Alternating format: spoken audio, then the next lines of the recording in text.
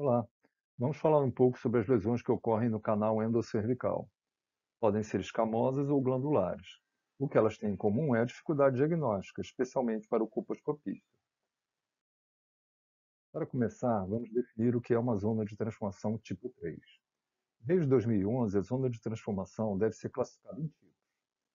Na zona de transformação tipos 1 ou 2, a junção escamocolunar é completamente visível na ecto ou endocerne. Corresponde à anteriormente chamada colposcopia satisfatória, pois o colposcopista, investigando uma doença escamosa diagnosticada numa citologia, tem segurança de que foi possível examinar toda a área possivelmente doente.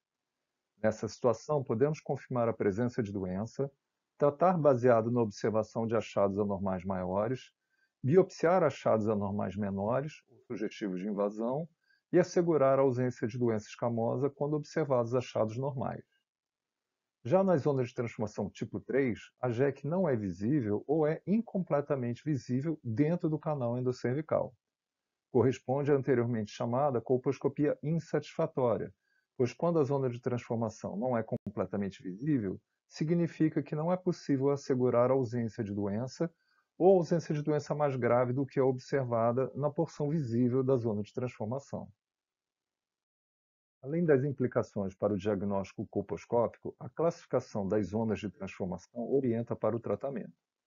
Por exemplo, o tratamento destrutivo não pode ser utilizado nas zonas de transformação tipo 3, pois não há segurança de que não há uma lesão invasiva dentro do canal na porção não visível da zona de transformação. Já para os procedimentos excisionais, é imperativo localizar a zona de transformação para definir a profundidade da excisão.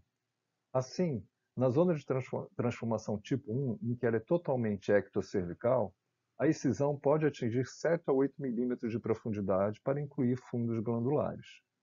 Já nas zonas de transformação tipo 2, em que há um componente endocervical, a localização da junção escamocolunar deve orientar para uma excisão com profundidade de 10 a 15 milímetros.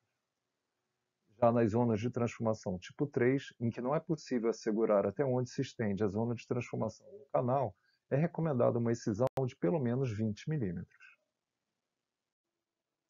Com que frequência observamos uma zona de transformação tipo 3? Nesse levantamento dos últimos 30 anos de nosso banco de dados no IFF Fiocruz, com quase 10 mil mulheres recebidas para a colposcopia, cerca de 34% apresentavam zona de transformação tipo 3. A limitação é dependente da idade, pois é decorrente da inversão do epitélio glandular que ocorre ao longo da vida da mulher. Nesse mesmo levantamento, podemos mostrar que sua frequência aumenta com a idade. Se usarmos o limite de 49 anos, cerca de 75% das mulheres acima dessa idade apresentam zona de transformação tipo 3. Outras explicações para a incompleta visão da JEC em faixas etárias mais jovens é pelo uso de contraceptivos hormonais, incluindo os DIUs hormonais, e após tratamentos excisionais ou destrutivos da zona de transformação, que frequentemente acarretam em localização da nova junção escamocolunar no interior do canal endocervical. E o que podemos fazer para tentar observar a junção escamocolunar dentro do canal endocervical e o que fazer quando essas medidas não ajudam? Aqui trago algumas dicas existentes na nossa diretriz para a visualização da junção escamocolunar e recomendações para investigação do canal endocervical. Uma medida simples é ampliar a abertura do espéculo ou fazer pressão por meio de pinça ou espátula na transição entre o colo e a vagina. A tentativa de retirada do muco cervical ou sua introdução no canal por meio de suave ou bolinha de algodão embebida por ácido acético também pode ajudar. Existem pinças especiais para sua visualização, são pinças de Mencken ou Kogan, mas também podem ser usadas uma pinça de dissecção longa ou a própria pinça de Cherron.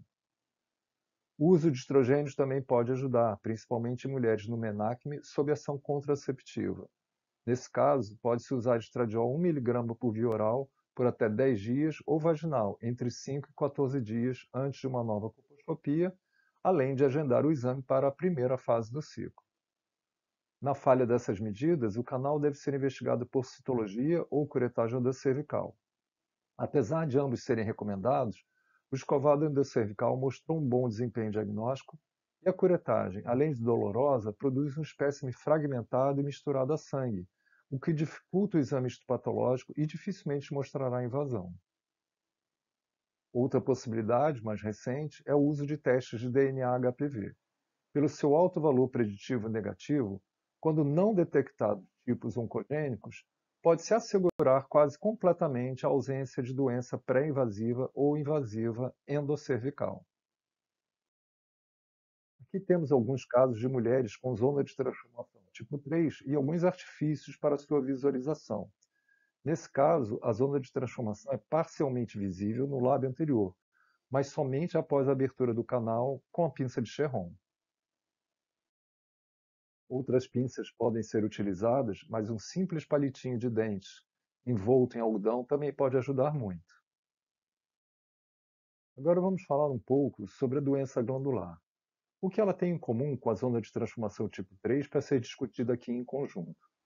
Porque usualmente o epitélio glandular é endocervical, mas nem sempre, como vou mostrar mais adiante. A doença glandular, além de ser causada por tipos similares do HPV, é de difícil reconhecimento por citologistas e colposcopistas. Em consequência, é frequentemente diagnosticado em peças de procedimento excisional sem suspeita citológica ou colposcópica prévia. Outro problema é que a observação completa da junção escamoculunar não exclui a doença glandular, como exclui a doença escamosa. Geralmente, ela é encontrada na zona de transformação, mas em cerca de 15% dos casos, pode ser multifocal, atingindo regiões mais altas do canal cervical, como mostrado nesse esquema do Manual de Colposcopia da IARC. Existem alguns mitos relacionados à doença glandular, entre eles que acomete mulheres mais jovens. Não é o que observamos nesse gráfico. Aqui levantamos o total de casos com atipias escamosas e glandulares em função da faixa etária no Brasil entre 2020 e 2024. Podemos observar que as atipias escamosas têm seu pico entre 25 e 45 anos, enquanto as atipias glandulares têm seu pico entre 40 e 50 anos. Outra dificuldade é o diagnóstico citológico. Nesse gráfico, temos os resultados finais de pacientes encaminhados ao IFF Fiocruz com o diagnóstico de atipias glandulares de significado indeterminado desde 2011, totalizando 287 casos. Podemos observar que a maioria das mulheres não tinham doença ou apresentavam doença benigna, pólipos endocervicais ou endometriais, ou apenas uma lesão de baixo grau. Pode parecer surpreendente que encontremos lesões escamosas em mulheres com citologia com atipias glandulares, mas pode haver alguma confusão dos citopatologistas nas atipias glandulares quando as células são muito imaturas e com pouca diferenciação. Esse é o motivo para buscar lesões escamosas mesmo quando a citologia é de doença glandular e vice-versa.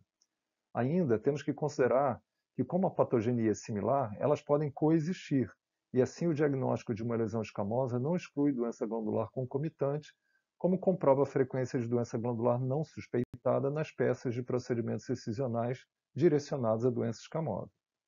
Também, quando diagnosticamos uma patologia benigna cervical ou endometrial, ainda é necessário excluir doença glandular cervical. Esse outro gráfico mostra que a categoria atipias em células glandulares de significado indeterminado, não podendo afastar lesão de alto grau, ou, atualmente, favorecendo neoplasia, representa, de fato, maior risco de doença, incluindo escamosa e glandular, pré-invasiva e invasiva.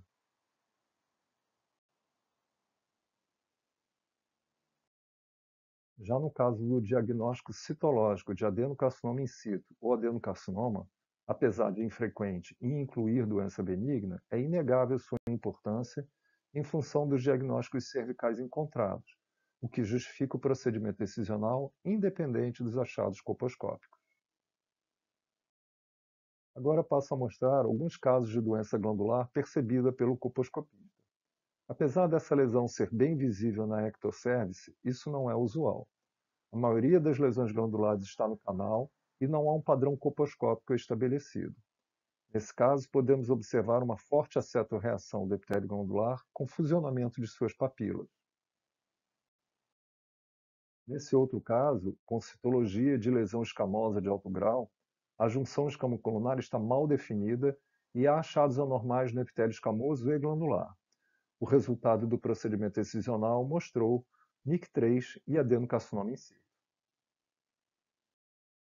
E essas são imagens do manual da IARC mostrando papilas glandulares hipertróficas.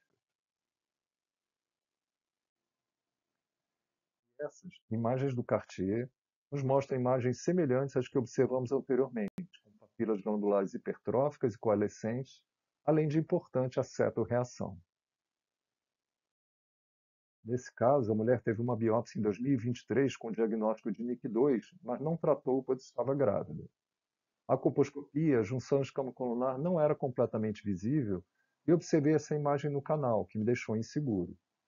Submetido a uma conização eletrocirúrgica, uma excisão tipo 3, por eletrodo reto, tivemos o diagnóstico de um adenocarcinoma in situ. Esse é um outro caso após exéreses da zona de transformação. Observa-se um epitélio com arquitetura glandular e aceto reagente. A biópsia foi negativa, o que mostra como as alterações glandulares nos confundem. Era só um processo metaplásico em evolução após o procedimento excisional. E essa é a imagem de um colo com epitélio glandular normal e vertido. Fica clara a diferença para as imagens anteriores. Se aceitam um conselho, sempre que o epitélio glandular parecer diferente, vale uma biópsia, ainda mais num contexto em que não tenhamos conhecimento da citologia, como na presença de HPV 16 ou 18. Em síntese, o que devemos recordar desse nosso tema? Em primeiro lugar, que quando não é possível a visão completa da junção escamo-colunar, ou seja, na zona de transformação tipo 3, não é possível excluir lesão mais grave no canal. A doença glandular pode acontecer na zona de transformação, mas pode estender-se ao canal e ser multifocal. A citologia e a colposcopia são pouco confiáveis para o diagnóstico de doença glandular. A excisão tipo 3, seja por conização ou bisturi convencional a frio ou por eletrocirurgia, é o procedimento recomendado para lesões no canal, escamosas ou glandulares. Nas lesões glandulares, o cone deve atingir 2 a 2,5 cm do canal, preferencialmente em segmento único e com tecido suficientemente preservado para análise de margem e excluir invasão. Isso pode ser um desafio quando é utilizado a eletrocirurgia. Nesse caso, deve ser realizado com uma técnica que permita a retirada em espécime único, o que é mais garantido nas excisões com eletrodo reto ou agulha, SWETs ou NETs. Procedimentos que pretendem retirar a zona de transformação, seguido de um quadradinho do canal, como top hat, são contraindicados. E é isso. Muito obrigado por sua atenção.